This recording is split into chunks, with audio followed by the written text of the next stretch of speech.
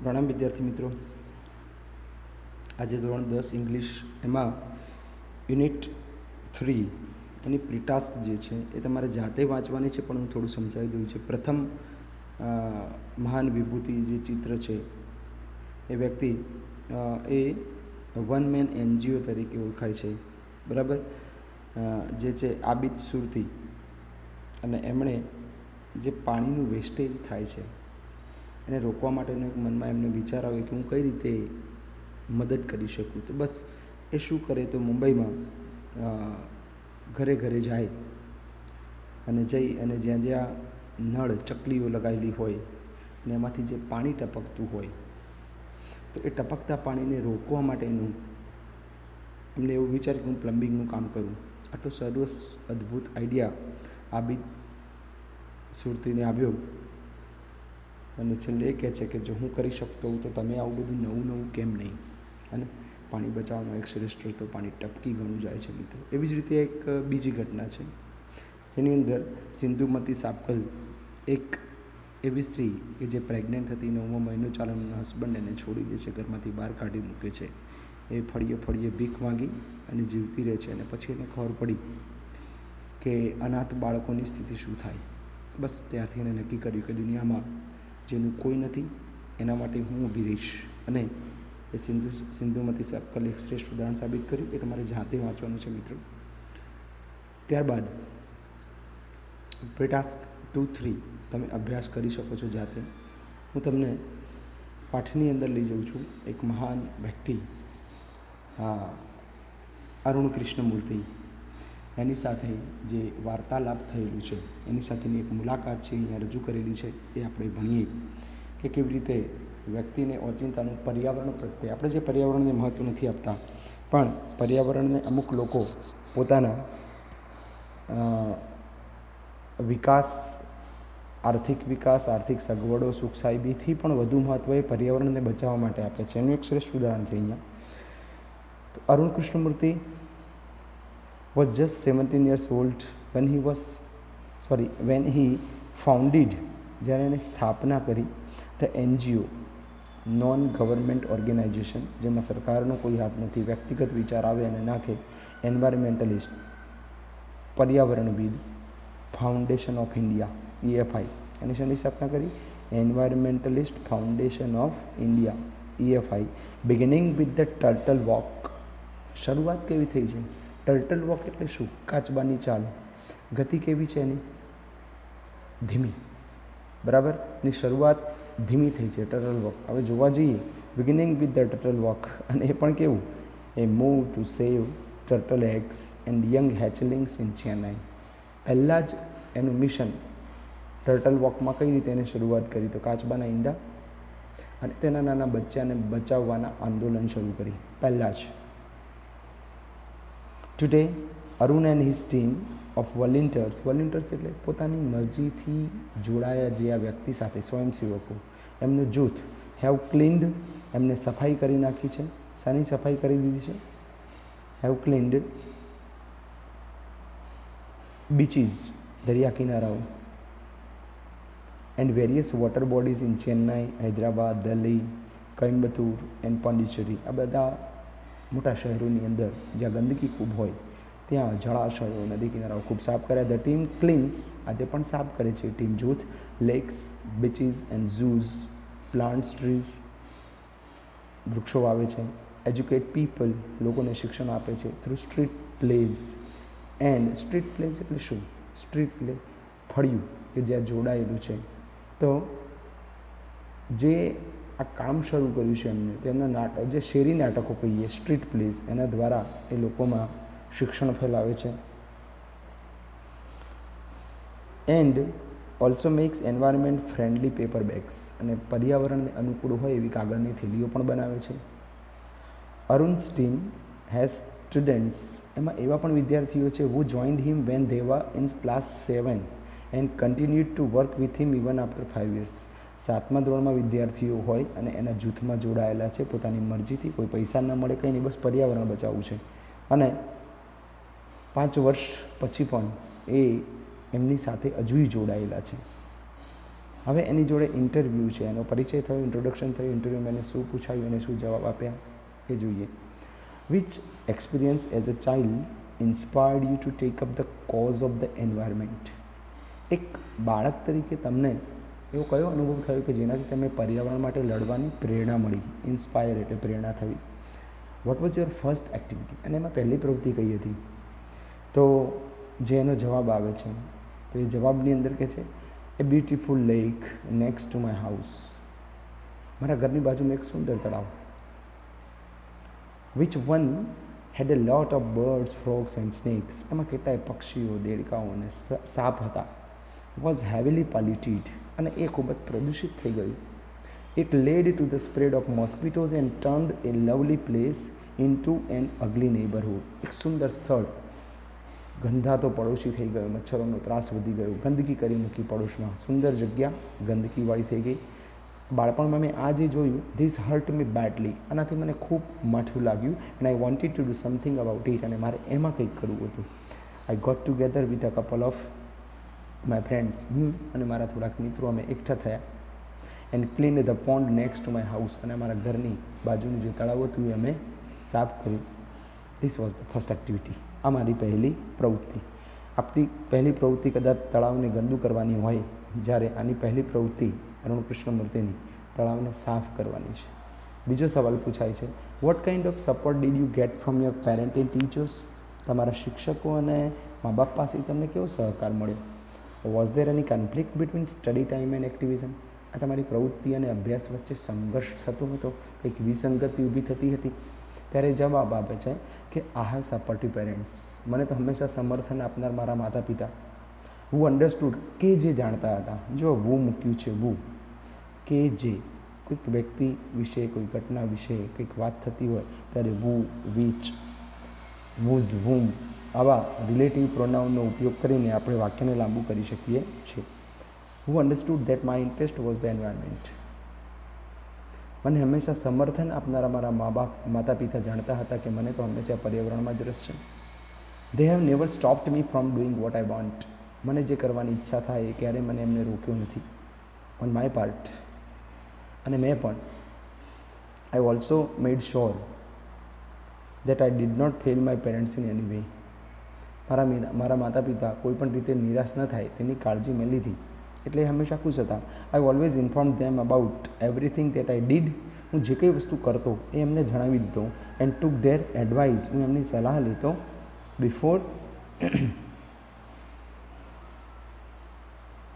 Jumping in two action. હું કોઈ કાર્યમાં જોડાવું એ પહેલાં મા બાપને જણાવતો, એટલે હંમેશા ખુશ રહેતા કે ચલો આપણને જણાવીને કામ કરે છે. I have teachers. મારે એવા શિક્ષકો પણ હુ ટોટ મી, જેમણે મને શીખવાડ્યું how to go about things, કે કોઈ પણ કામને કઈ રીતે પાર પાડવું તે એમણે મને શીખવાડ્યું. મારા શિક્ષકોએ કામ કઈ રીતે પાર પાડવું એ મને શીખવાડ્યું. And to go about things they also taught me humility. તેઓએ મને વિનમ્રતા શીખવી. હ્યુમિલિટી એટલે વિનમ્રતા. સો દેટ, કે જેથી, આ સો દેટ એટલે પર્પઝ, હેતુ કે ઈરાદો બતાવે છે, કે જેથી આઈ ડીડ નોટ બીકમ સ્નોબિશ, કે જેથી હું અહંકારી અથવા દંભી ન બની જાઉં. મેં કર્યું. ઓર અરોગન્ટ એટલે દંભી લઈએ આપણે, જેનામાં દંભ ઘૂસી જાય, અને સ્નોબિશ અહંકારી, arrogant. And start thinking I was a superstar. મારા શિક્ષકોએ મને એ કોઈ પણ કામ કર્યું તો દંભ ના આવી જવું જોઈએ કે હું જ સુપરસ્ટાર છું, હું જ મોટો વ્યક્તિ છું. Because I was doing all this environment work. કારણ કે હું બધા પર્યાવરણના કામ કરું છું. They taught me to be simple and keep learning all the time. મારા શિક્ષકોએ મને શીખવાડ્યું છે કે હંમેશા સાદું જીવન, સાદું રહેવાનું અને હંમેશા શીખતા રહેવાનું. આઈ એમ નોટ એન એક્ટિવિસ્ટ. હું કોઈ એક્ટિવિસ્ટ નથી. શું કહે છે? આઈ એમ નોટ એન એક્ટિવિસ્ટ. મને જે એમને શીખવાડ્યું છે કે હું કોઈ આંદોલન કરનાર વ્યક્તિ નથી. આઈ એમ એન એન્વાયરમેન્ટલિસ્ટ. હું તો પર્યાવરણવાદી છું. I have learn so much bye doing this work. અને આ કામ કરીને હું ઘણું બધું શીખી છું. ત્યાર પછીનો ત્રીજો સવાલ થયો, how did your school and college further your interest. તમારી શાળા અને કોલેજે તમારા રસને કઈ રીતે આગળ વધાર્યો? Further your interest. ફર્ધર એટલે આગળ વધારવું એવો અર્થ થાય. Both my school and college had plenty of green cover and both were home to several other life forms. મારી શાળામાં અને કોલેજમાં ખૂબ જ લીલોતરી હતી, વૃક્ષો હતા અને બંને સ્થળો બીજા અસંખ્ય જીવોનું ઘર હતું. ત્યાં આવીને રહેતા હતા બધા જીવજંતુઓ, પક્ષીઓ. This made me understand there importance. આનાથી મને એ વૃક્ષોનું ને બધું મહત્ત્વ સમજાયું. How beautiful they are and why we need to protect them. અને પછી મને ખબર પડી કે આપણે શું કામ એમને કાપવા ન જોઈએ ને એમનું રક્ષણ કેમ કરવું જોઈએ. These animals are on their own. આ પ્રાણીઓ સ્વતંત્ર છે. Find their own food. એમનો પોતાનો ખોરાક જાતે શોધી લે છે. And are always active. હંમેશા કાર્યશીલ, ચપળ હોય છે. On the move and never lazy. અને હંમેશા કાર્યશીલ, હરતા ફરતા હોય છે, કોઈ દિવસ આળસ કરતા નથી. આ પક્ષીઓએ શીખવાડ્યું મને. ઇટ ઇઝ સો પોઝિટિવ અને હકારાત્મક છે. We have a lot to learn from them. આ પક્ષીઓ પાસેથી આપણે શીખવાનું છે કે આપણું ખાવાનું આપણે જાતે મેળવી લેવાનું, આપણું ભણવાનું આપણે કરી લેવાનું છે, હે ને? ઓકે, હવે આગળનો સવાલ કે છે, did you feel any hesitation? તને ક્યારેય કોઈક હેઝિટેશન એટલે શું? ખચકાટ. Did you feel any hesitation in quit એટલે છોડી દઉં, in quitting a well paying job and venturing into this full time? તને આટલી સરસ સારા પગારવાળી નોકરી છોડતા ક્યારેય ખચકાટ થયો? અને આવા કામમાં ઝંપલાવતા સારા પગારવાળી નોકરી છોડીને જતા કોઈ ખચકાટ? What were the options you wait before you arrived your decision? આ નિર્ણય લેતા પહેલાં તને કયા કયા વિકલ્પો વિશે વિચાર્યું હતું? કયા કયા option? What were the options you weighed? તો કે છે, it is always good to decide in favour of what you really love to do. તમને જે કામ કરવામાં ખરેખર રસ છે, જે ગમતું હોય તે પક્ષમાં નિર્ણય લેવો હંમેશા હિતાવહ હોય છે. I quit my job. મેં જોબ એટલે છોડી. At Google. ભલે મેં ગૂગલમાં જોબ છોડી દીધી, but I still keep in touch with my friends there. તે મારા મિત્ર છે, એમની સાથે હું સતત સંપર્કમાં છું. So only my duties at Google have come to an end. ગૂગલમાં મારી કામનો અંત આવ્યો છે, નોટ માય ઇમોશનલ બોન્ડ. મારા ભાવાત્મક સંબંધોનો નહીં. I understood that I had to leave the job at that minute in 2010 or else I would never be daring enough to do so. 2010ની તે ક્ષણે જ મને સમજાયું કે મારે નોકરી છોડવી જ છે, નહીં તો હું તેમ કરવાની હિંમત કદી કરી શકત નહીં. I could not sit back and enjoy life when environmental damage was happening on such a large scale. એટલા મોટા પ્રમાણમાં પર્યાવરણનું નુકસાન થતું હોય ત્યારે હું એક નોકરી કરીને મારી જિંદગીનો આનંદ લઈ શકું નહીં. આઈ વોન્ટેડ ટુ ડુ સમથિંગ. મારે કંઈક કરવું હતું. And that something needed my full attention. અને મારે જે કંઈ કરવું હતું એમાં મારે પૂરો સમય આપવો પડે. So I left Google for EFI, environmentalist foundation. ખબર પડે છે ને? તો અમે જે NGO બનાવી એના માટે મારે ફૂલ સમય આપવો પડે, માટે મેં ગૂગલમાંથી જોબ છોડી. What kind of garbage do people throw into water bodies? જળાશયોમાં લોકો કેવા પ્રકારના કચરા ફેંકતા હોય છે? How do you deal with the removal of this garbage once you clean the water body? જ્યારે તમે આ કચરો અંદરથી કાઢી નાખો છો ત્યારે આ કચરો કાઢવા માટે તમે શું કરો છો? જળાશયો સાફ કરો છો ત્યારે everything from a diaper to workout slippers we find everything in our lakes. બાળોતિયાઓથી માંડીને જૂના ચપ્પલ સુધી બધું જ આપણા તળાવોમાં મળે છે. This is so disturbing. આ ખરેખર એટલું ચિંતાજનક છે. Because it is water and water is the basis of life. અને એ પાણી છે ને પાણી આપણું જીવન છે. How can we not care for these water bodies? આ જળાશયોની આપણે ચિંતા કેમ ન કરી શકીએ? We use these garbage. પણ અમે આ કચરો કાઢ્યા પછી આ કચરાને શું કરીએ છીએ? અમે આ કચરાને શું કરીએ? તો we use these garbage for landfill. જમીનમાં એવી રીતે દાટીએ છીએ, ભરીએ છીએ with no or minimal exposure to the outside environment, કે જેથી બહારના પર્યાવરણને નહિવત અથવા ઓછામાં ઓછું નુકસાન થાય. આપણે કચરો ગમે ત્યાં ખુલ્લામાં ફેંકી દઈએ તો પર્યાવરણના સંપર્કમાં આવે, હવા અડે, હવા દૂષિત થાય. તો કે અમે એવી રીતે દાટીએ જમીનમાં કે નહિવત પ્રમાણમાં દેખાય. By we ensure that the lake area and water holdings are free of garbage so that birds, frogs and snakes can live in peace. અને મેં સફાઈ કર્યા પછી એકવાર ફરીથી તપાસ કરી લઈએ કે સ્વચ્છતા છે ત્યાં જળાશયોની અંદર, કે જેથી દેડકા, સાપ અને પક્ષીઓ આવીને રહી શકે. How many days does it take to clean large lake? એક મોટું તળાવ સાફ કરવામાં તમને કેટલો સમય જાય? Do you use any special equipment for cleaning and safety?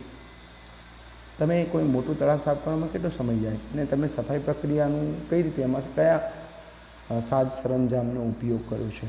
તમારી સુરક્ષા માટે તમે શું કરો છો? અને તમે મને ટૂંકમાં સમજાવો. તો કે છે સફાઈમાં કેટલો સમય જાય? એ તો કહે છે depending on the size of the lake and the amount of garbage. તળાવના કદ કેટલું છે, બરાબર છે? તળાવનું કદ અને કચરાના જથ્થાના આધારે તળાવને સંપૂર્ણ રીતે સ્વચ્છ કરવા જઈએ અમે, it can take anywhere between 5 days and 3 months to completely clean a lake. 5 દિવસથી 3 મહિના પણ જતા રહે. We have our tools like rakes and spades. અમારી પાસે સ્પેડ છે એટલે પાવડા, અને રેક એટલે દાંતી. પાવડો હોય જે ઊભા દાંતાવાળો હોય, દેટ્સ કોલ્ડ રેક, હે ને, રેક્સ, અને સ્પેડ. તો કે આ રીતે અમે પાવડા અને દાંતીનો ઉપયોગ કરીને તળાવની સફાઈ કરીએ છીએ. 5 દિવસથી લઈને 3 મહિના પણ થઈ શકે. Vote kind of protective gear do you use? સુરક્ષા માટે તમે કયા પ્રકારના સાજ સરંજામનો ઉપયોગ કરો છો? પ્રોટેક્ટિવ ગિયર તમારી પાસે કયા છે? સાફ સફાઈ કરો જ્યારે તો શું કરો છો તમે? Can you describe the cleaning process briefly? ટૂંકમાં તમે સફાઈની કામગીરી તમારી ખરી વર્ણવી શકો? તો કે છે વી વિયર નોઝ માસ્ક. અમે નોઝ માસ્ક પહેરીએ છીએ, આપણે હવે પહેરતા થયા કોરોનામાં. Sanitary gloves and carry rakes and spades. હાથમાં જે હાથ મોજા લગાવેલા હોય, પછી દાંતી અને પાવડા વચ્ચે અમે શું કરીએ? વિથ વિચ, કે જેથી વી કલેક્ટ ધ ગાર્બેજ. જો પહેલાં વુ આપ્યો તો વુ એટલે કે જે, વિચ કે જે વસ્તુ માટે, વુ પુરુષ સ્ત્રી માટે વાપરી શકીએ. Collect the garbage and dump it into collection buckets. પછી અમે એ કચરો ભેગો કરીને એક મોટી ડોલમાં નાખીએ કલેક્શન બકેટમાં. વિચ આર ટેકન, ફરીથી વિચ આવી છે, વુ which that are taken to the garbage truck, અને પછી કચરાની ગાડી સુધી લઈ જઈએ. We also use heavy machineries. ઘણી વખતે અમે ભારે યંત્રોનો પણ ઉપયોગ કરીએ છીએ, લાઇક અર્થ મૂવર્સ. ઘણી વખતે કચરો વધારે પડતો હોય તો અમારે અર્થ મૂવર્સ અને એન્ડ પોકલેન ટુ ડિસિલ્ટ. તો પાણીની અંદર જે કચરો છે, તળાવમાંથી કાદવ, હાનિકારક ઘાસ, અને અંદર લખેલું પોકલેન ટુ ડિસિલ્ટ. ડિસિલ્ટ એટલે શું? પાણીની અંદર જમા થયેલો કચરો. The lake and clear the weeds and scrubs that are harmful. Weeds, અહીંયા વીડ શબ્દ આપણે નવો સ્પેલિંગ આપે છે એકચ્યુઅલી. હાનિકારક ઘાસ અને સ્ક્રબ્સ, નાના નાના ઝાડવા એવા બન્યા હોય જેને હટાવવા માટે અમારે મોટા યંત્રો વાપરવા પડે, જેવા કે અર્થ મૂવર્સ અને પોકલેન જેવા મોટા યંત્રોનો ઉપયોગ પણ કરીએ છીએ. What in your opinion can children and young adults do for the environment? તમારા અભિપ્રાય મુજબ નાના બાળકો અને યુવાનોએ પર્યાવરણ માટે શું કરવું જોઈએ? What could be a small beginning by all of us in terms of protecting the environment? તમારા પર્યાવરણ મુજબ અમારે શું કરવું જોઈએ? એક પર્યાવરણના રક્ષણ માટે એક નાની શરૂઆત કેવી કરવી જોઈએ?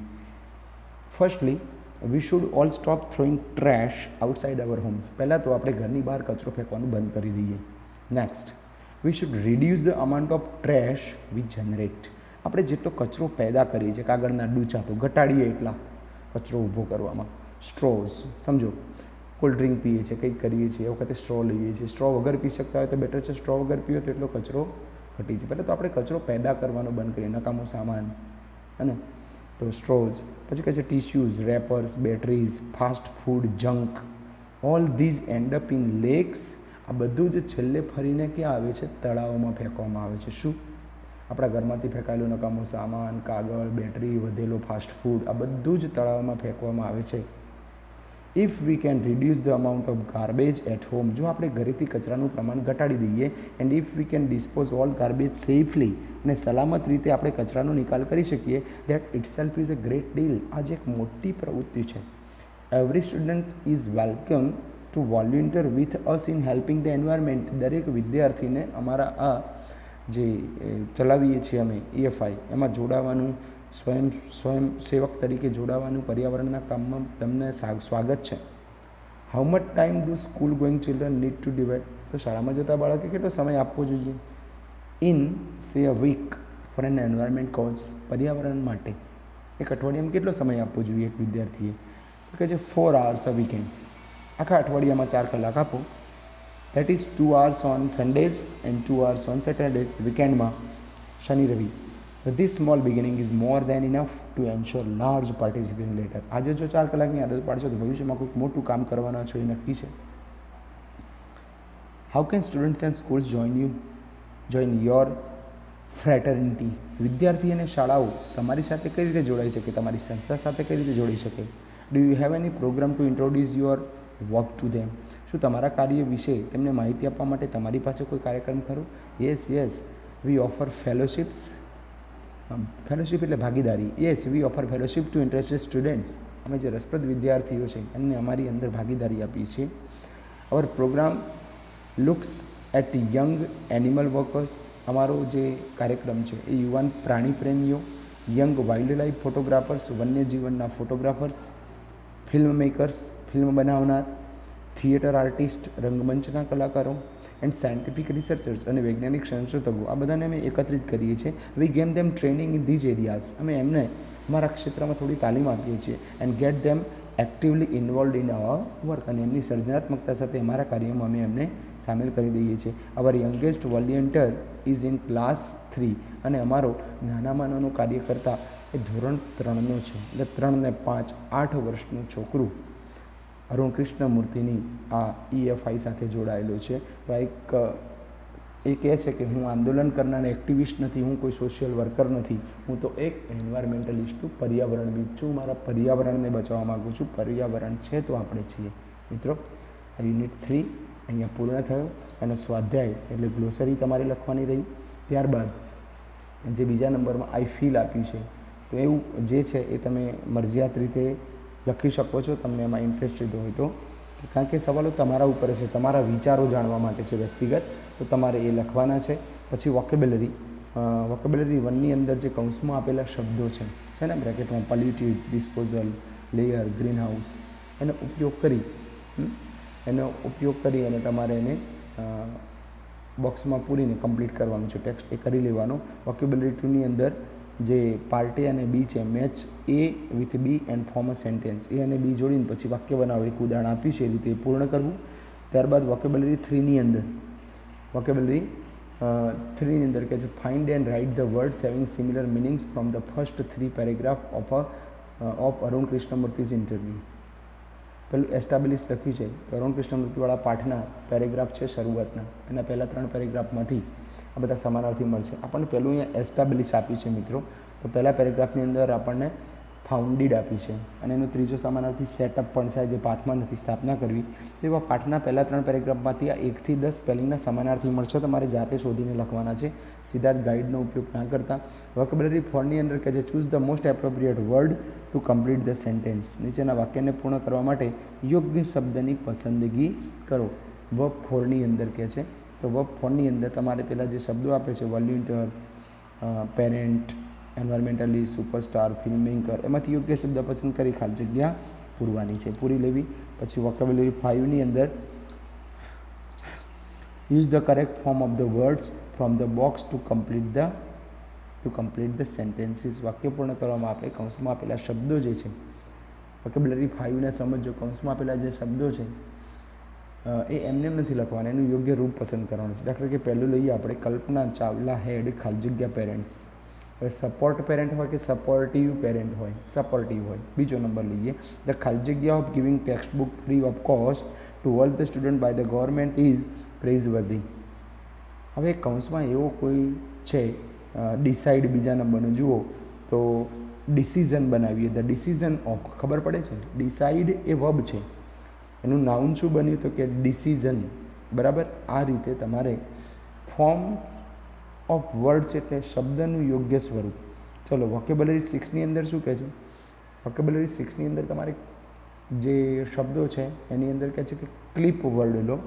દાખલા તરીકે clipping occurs when the original word is reduced to one of its parts, resulting in the formation of a new word. This process is also referred to as truncation and shortening. In clipping, the word is shortened but the meaning remains the same. દાખલા તરીકે આપણને પહેલો word આપ્યો છે, a memo is a brief written message often used in business. મેમોનું full form memorandum છે. એવી રીતે ત્રીજું આપણને સમજાવ્યું છે કે આપણે ગેસોલિનને ટૂંકમાં ગેસ કહીએ છીએ. દાખલા તરીકે વેટેરિનેરિયન, તો એના માટે આપણે ખાલી વેટ શબ્દ વાપરીએ છીએ. તો એવી રીતે આ નીચે શબ્દો આપ્યા છે, અને હવે એના ક્લિપ આપણે જાતે બનાવવાના છે.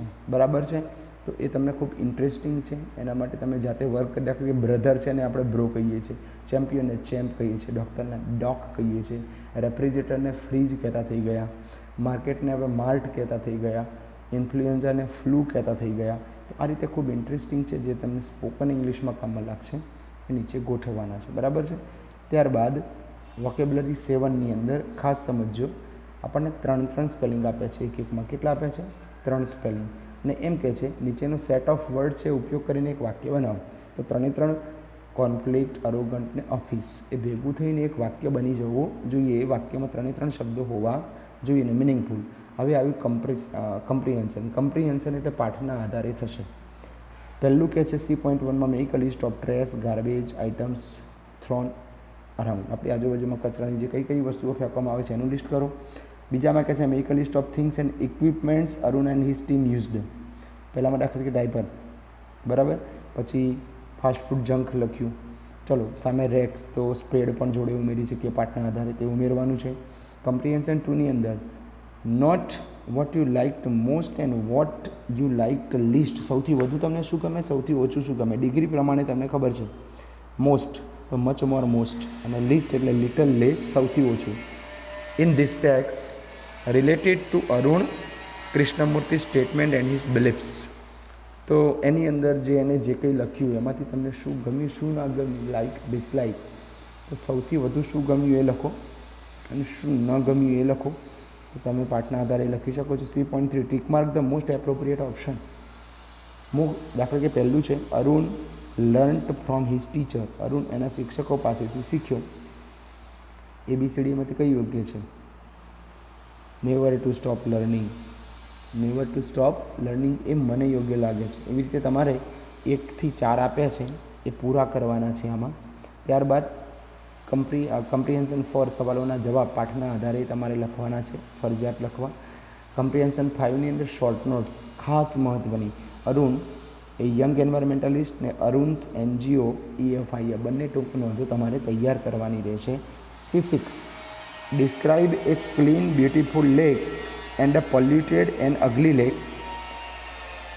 એક સુંદર તળાવ અને એક ગંદુ તળાવ બંનેનું વર્ણન કરો. નીચેનો જે શબ્દોનું લિસ્ટ આપ્યું છે એ શામાં આવે, ગંદામાં કે સુંદરમાં, એ લખો. અને use the words in your sentences and present them before the class.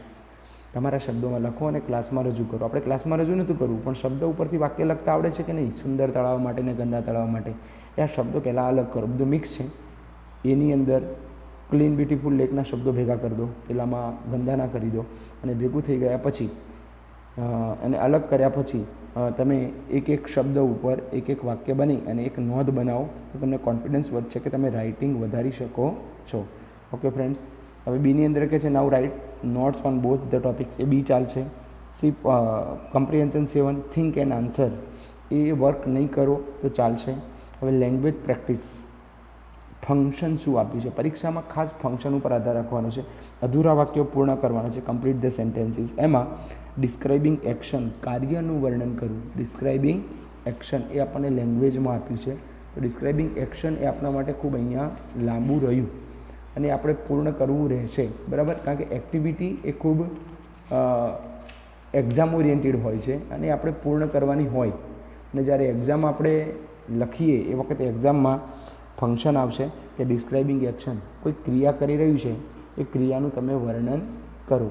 તો ક્રિયા ક્યારે થાય છે, તમે ક્યારે કરતા હો છો, એના માટે અહીંયા લખેલું છે. દાખલા કે નીચેનો પેરેગ્રાફ વાંચો. સાયના નેહવાલ. અને સાયના નેહવાલ એ પહેલી ઇન્ડિયન છે જે મેડલ જીતી 2012માં બેડમિન્ટનમાં, એ ઓલિમ્પિક્સમાં. તો એના વિશે અહીંયા લખેલું છે. અને એમાં read the paragraph and underline the words that tell you how often the person does something. આ વ્યક્તિ કેટલી વાર કયું કામ કરે છે એવા કયા શબ્દો છે? Always, never, rarely, usually. આ શબ્દોને નીચે તમે અંડરલાઇન કરી શકો છો, બરાબર છે. તો તમારે એના નીચે અંડરલાઇન કરવાની છે. Okay friends. તો એ પેરેગ્રાફ વાંચ્યા પછી નીચે સવાલો છે 6 છે સવાલોના જવાબ તમારે લખવાના છે. લેંગ્વેજ 2ની અંદર look at some of the facts. All the crows are black. We rarely find a white crow. બધા કાગડા કાળા જ હોય છે, ભાગ્યે જ આપણને કોઈ વ્હાઇટ જોવા મળે. Fish always keep their eyes open. માછલીની આંખો હંમેશા ખુલ્લી હોય છે. Even when they sleep. They never shut their eyes. જ્યારે તે ઊંઘતી હોય છે ને તો પણ એની આંખો બંધ કરતી નથી. ઓકે, તો આ જે શબ્દો છે વાક્યમાં, rarely, always, seldom, frequently, always, usually, બધી ફ્રીક્વન્સી છે, એક્શનની ટાઈમ બતાવે છે. એનો ઉપયોગ કઈ રીતે કરવો, શું કરવો એ આપણને સમજાવવામાં આવેલું છે લેંગ્વેજ 2ની અંદર. બરાબર. પછી આપણે જોઈએ છે લેંગ્વેજ 2A પછી 2B છે. 2Bની study the table and understand the words given in the step expressing frequency of an action. કેટલી વાર ફ્રીક્વન્સી થાય છે. દાખલા તરીકે રાઘવ તો મહિનામાં જે ક્રિયા કરે છે 3 વાર, અને વિઝિટ્સ લાઇબ્રેરી તો એ કઈ વાર નહીં. જુનૈદ તો 10 વખત, અને વિઝિટ લાઇબ્રેરી તો એક જ વાર. હવે એ એમ કહે છે કે કોઈ પણ જે ક્રિયા કરે છે તો ક્રિયાને તમે કઈ રીતે યુઝ કરી શકો અને વાક્યમાં ઉપયોગ કરી શકો. તો દાખલા કે પહેલું કહે છે આપણને રાઘવમાં 3 વાર જે ક્રિયા કરે છે પણ લાઇબ્રેરીમાં તે મુલાકાત ક્યારેય કરતો નથી. તેમાં તમે નેવર મૂકો તો ચાલો, કે Raghav doesn't go to the library. આવી રીતે જે ક્રિયાઓ છે એ ક્રિયા ઉપર તમે કરી શકો છો ટીક. બરાબર. દાખલા તરીકે 9મા નંબરનો લઈએ આપણે છેલ્લો, ખુશ્બુ છે. તો ખુશ્બુ લાઇબ્રેરીની વિઝિટ 30 એટલે મહિનામાં 30 દિવસ જાય છે એટલે તો ડેલી થયું ને. ઓલવેઝ તો ઓલવેઝ મૂકો તો ચાલે, એ ખુશ્બુ ઓલવેઝ વિઝિટ્સ, અથવા તો Khushbu visit the library every day, એટલે ઓલવેઝ સેટ કરી શકાય. ઓકે મિત્રો, આવી રીતે તમારે સવાલોના જવાબ લખવાના છે. પછી એની નીચે આપણને આપ્યું છે કે રાઘવથી લઈને આ 9 નંબર સુધી જે આપ્યું છે એ ક્રિયાઓ આપણે જે આપી છે સમજી લેવાની છે. પછી લેંગ્વેજ 3ની અંદર read about each situation and then answer the question. દરેક પરિસ્થિતિનો સમજો અને પછી જવાબ આપો. પહેલું આપ્યું છે દાખલા તરીકે જેમિન યુઝ્યુઅલી ડઝ હિઝ હોમવર્ક. હંમેશા એનું લેસન કરે છે. રવિન્દ્ર ઓલવેઝ અવારનવાર એનું લેસન કરે છે. જેમિન એને પેલો ઓલવેઝ કરે છે Ravindra. And Deepak never does. Deepak તો ક્યારેય હોમવર્ક નથી કરતો. Who is a regular student. તો રેગ્યુલર કોણ? તો ઓલવેઝ વાળાને લેવું પડે. કોણ બની શકે? રવિન્દ્ર. તો આપણે જવાબ રવિન્દ્ર આપવો પડે. ખૂબ સહેલું છે મિત્રો. તો લેંગ્વેજ 3 આ રીતે કરવાની છે. લેંગ્વેજ 4ની અંદર now think of your daily life and answer the questions. નીચેના સવાલોના જવાબ તમારી જિંદગીમાં તમે શું કરો છો તમારે પોતાની રીતે આપવાનો છે. અને જવાબ આપતી વખતે શું યુઝ કરજો? Always, never, open, sometimes, rarely, always, never, almost, always, frequently, occasionally અને સેલ્ડમ. એનો ઉપયોગ કરીને જવાબ આપવા. લેંગ્વેજ 5ની અંદર fill in the gaps. Use always, never, sometimes, often, seldom. એ ખાલી જગ્યાઓ પણ પૂરવાની. લેંગ્વેજ 6ની અંદર read the sentences and notice the difference in the word order. બંને વાક્યો છે જ. દાખલા કે પહેલું જોઈએ, I am always hungry when I wake up early. સવારે હું જ્યારે ઊભો થઉં ને વહેલો, હું હંમેશા ભૂખ્યો હોઉં. એની સામે લખ્યું છે I always feel hungry when I wake up early. તો બંનેમાં ફરક જે છે યુઝ કરવામાં, પહેલાંમાં ઓલવેઝ છે જ્યારે બીજામાં ફીલ, ઓલવેઝ ફીલ હંગ્રી. આ જે ફરક છે સામસામે એ વર્ડ ઓર્ડર સમજાવે છે આપણને. પછી લેંગ્વેજ 7ની અંદર look at the groups of sentences, underline the frequency expressions, tick right the sentence which has acceptable word order, સાચો લાગતો હોય તો, and cross, ખોટો માર the wrong ones. દાખલા તરીકે પહેલું આપ્યું છે આપણને, પહેલા સેટની અંદર જે કંઈ અપાયું છે લેંગ્વેજ 7માં એની પહેલાં સ્ટડી કરીએ. તો લેંગ્વેજ 7 અપાયું છે પહેલું કે sometimes I sometimes forget my wives birthday. Sometimes I forget my wives birthday. I forget sometimes my wives birthday. આમાંથી સમટાઈમ્સ કરતાં પછી પણ હોય અને સમટાઈમ્સ કરતાંની શરૂઆત આગળ પણ હોય. તો પહેલું અને બીજું સાચું છે, ફ્રીક્વન્સી ક્યાં મૂકવી, સમટાઈમ્સ ક્યાં મુકાય. બાકી ત્રીજું ખોટું છે કારણ કે ક્રિયાપદ પછી છે. ત્યાં તો સાદું વર્તમાન કાળ જેને આવડતું હોય એ આવડી જાય. તો લેંગ્વેજ 8ની અંદર મિત્રો આપ્યું છે કે હિયર આર સમ એક્ટિવિટીઝ, થોડી પ્રવૃત્તિ આપી છે અને તમારી લાઈફમાં છેલ્લા 2 યર્સમાં આ પ્રવૃત્તિ ક્યારે કરી, શું છે એ બધું અંદર લખો અને પછી એના ફિલઅપ કરીને વાક્ય બનાવો. ચલો લેંગ્વેજ 8 કહે છે લખવાનું છે. Language 7 exchange notes with your partners and speak 5 sentences about his Har activity. A language 7 આધારિત છે. લેંગ્વેજ 9 એ કંઈ કરવાનું નથી. લેંગ્વેજ 8માં લેંગ્વેજ 9માં કહે છે answer the questions using the informations in the table, follow the example. નીચે આપેલી માહિતી છે. દાખલા તરીકે Rahul goes for a walk તો સમટાઈમ્સ, વોચ ટીવી નેવર, અને ડઝ હોમવર્ક ઓલમોસ્ટ ઓલવેઝ હંમેશા કરતો હોય, રીડ્સ ન્યૂઝપેપર કે સમટાઈમ્સ. હવે એની વિશે આપણે જે નીચે કહે છે સવાલોના જવાબ તમારે આપવાના છે, તો એ સવાલના જવાબ તમારે નામ લખીને આપવાના રહ્યા. કયામાં? એક્ટિવિટી લેંગ્વેજ 9ની અંદર, તો એ પણ તમારે ફિલઅપ કરવાની છે, લેંગ્વેજ 9. ચલો ત્યારબાદ language 10. Here are ways of learning a new vocabulary. નવા શબ્દભંડોળ શીખવાના નવા રસ્તા છે. How often do you use these ways to learn new words. નવા શબ્દો શીખવા માટે તમે કઈ રીતો અપનાવો છો? Write the answers that is true for you. જે જવાબ તમારા માટે સાચો છે એ લખોનો. જવાબ આપતી વખતે always, usually, often, sometimes, seldom, never આનો ઉપયોગ કરો. સેલ્ડમ એટલે ભાગ્યે થાય, બરાબર છે, એટલું જ લખવાનું સામે અને જવાબ ઊભો થશે લેંગ્વેજ 10ની અંદર. ચલો ત્યારબાદ છે લેંગ્વેજ 10 બાદ આપણે લેંગ્વેજ 10B અંદર કહે છે take turns asking and answering this questions. Begin each question with do you ever. If the answer is yes then ask how often do you. પહેલાં સવાલ પૂછવાનો છે do you ever sing songs, અને તમે જો જવાબ મળે છે યસ તો પછી એવું પૂછો કે how often do you sing, કેટલી વાર ગાઓ છો આ, પછી પાછો જવાબ આવશે આંકડાની ભાષામાં, બરાબર છે. આ લેંગ્વેજ 10 તો એ તમે લખી શકો છો 3 એક ઉદાહરણ બનાવીને. અને લેંગ્વેજ 11. લેંગ્વેજ 11 અંદર ક્લાસરૂમ એક્ટિવિટીઝ અપાઈ છે. Step 1 select your partner, write that person's name here.